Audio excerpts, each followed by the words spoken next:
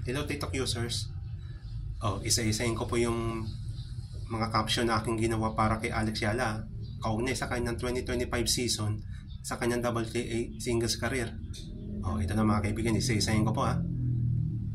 Bali all-in-one caption mga kaibigan ha. Maraming larawan pero iisang caption lamang ang ibibigay. Ha? Magawa ko ng caption ha. Simpleng caption mga kaibigan ha. Ito, isa-isahin ko ha. Ito na. Para sa unang bahagi, ito na. Ito mga kaibigan, ito na. Ito, bibilang ako ng tatlo ha. Ito na, alauna. Alas 2. Alas 3. Ito na mga kaibigan, Ayan na. Uy, tayo. Ayun na. Ayun no. Ayan, tingnan nyo. Ayan, tingnan nyo. Ayan, nakikita nyo yan. 5 larawan ni Alex Yala. Ito yung mga kaibigan na nakikita nyo. Yung sa Miami Open. Ha? Miami Open mga kaibigan ha. Ito yung pinaka special sa kanya itong mga kaibigan. Biro mo, WTA 1000 hardcourt event. Ilan ba ito nangyari?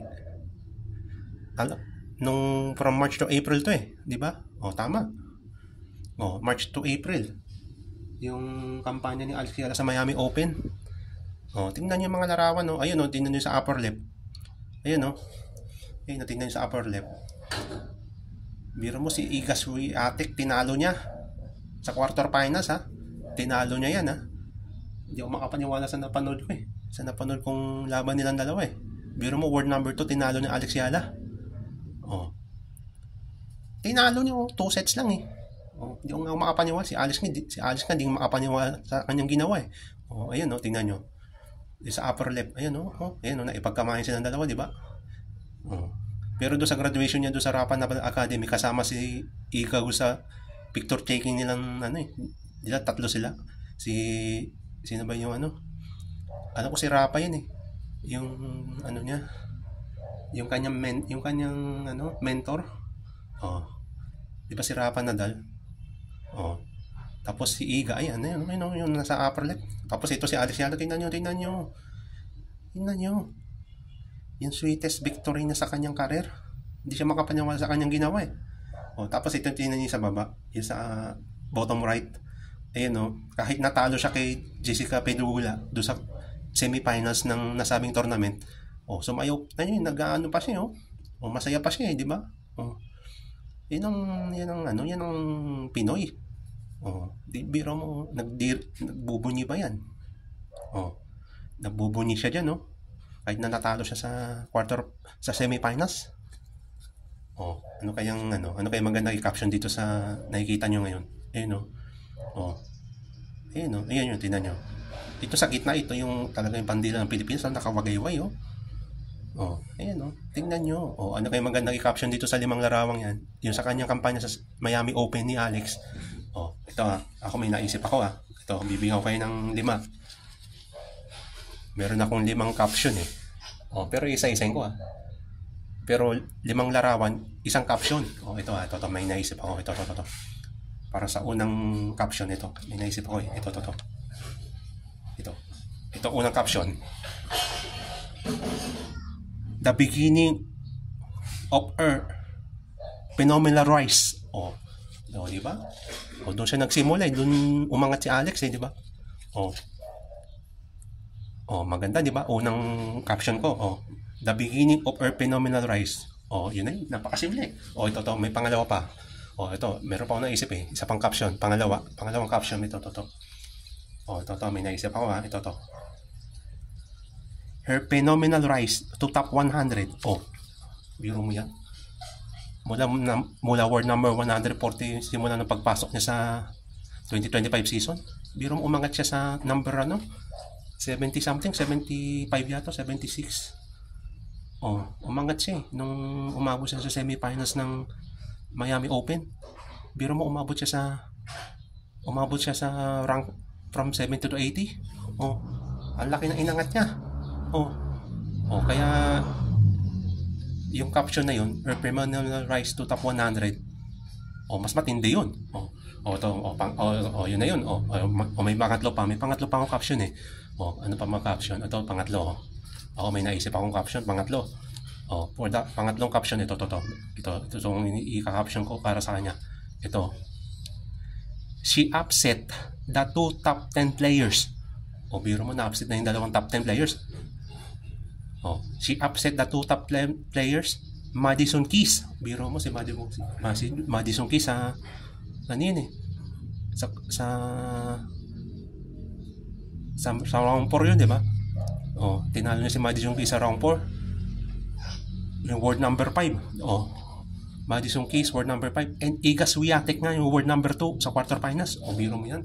Yun na yun. Ulitin ko para sa caption. She upset the 2 top 10 players. Madison Keys, world number 5. And Iga Swiatek, world number 2. Yun na yun.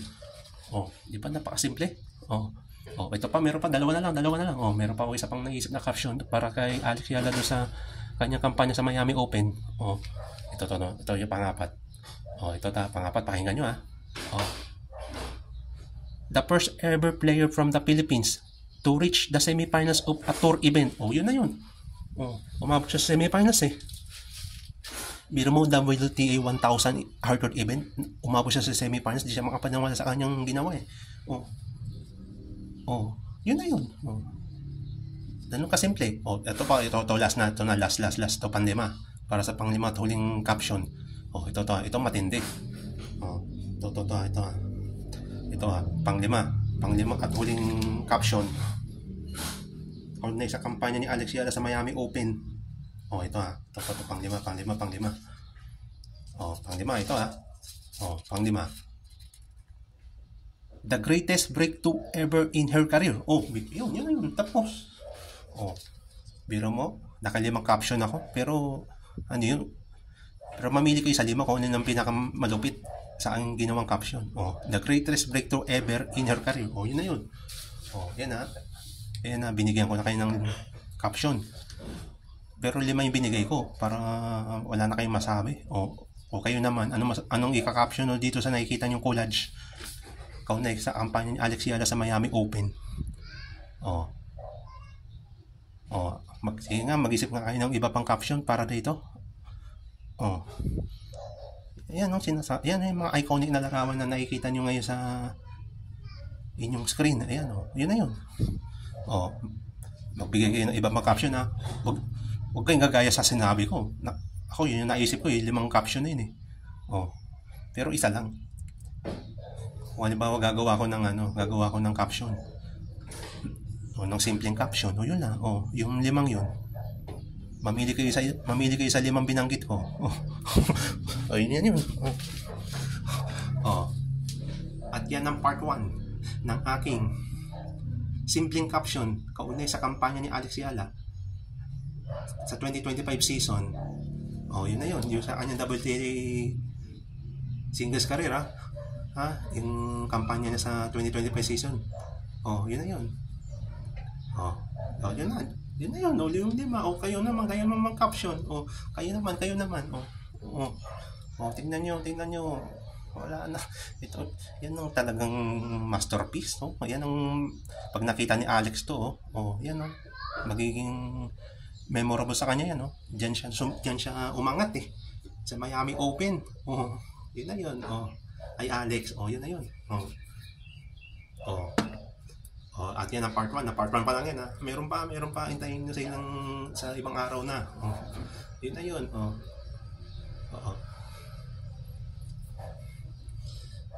Biro mo dahil dyan, naging pan ako ni Alex Yala. Lang kasimple yun. Kasi pan ako ni una naging pan ako ni Martina Hingis. Mula late 90s to early 2000s, tapos for 20 years naging pan ako ni Serena Williams from early or late 2000s to nung nagretiro na siya nitong early 2020s, tapos dyan ako naging pan ni Alex Yala ngayon 2025. Yun na yun. Bye-bye. Yun yung part 1. Ano na kasi, bago kayo mag-isip na kayo ng ibang caption dito, kung hindi sila larawan to sa collage na aking ginawa. Yun yun na yun. Okay. Yun na yun.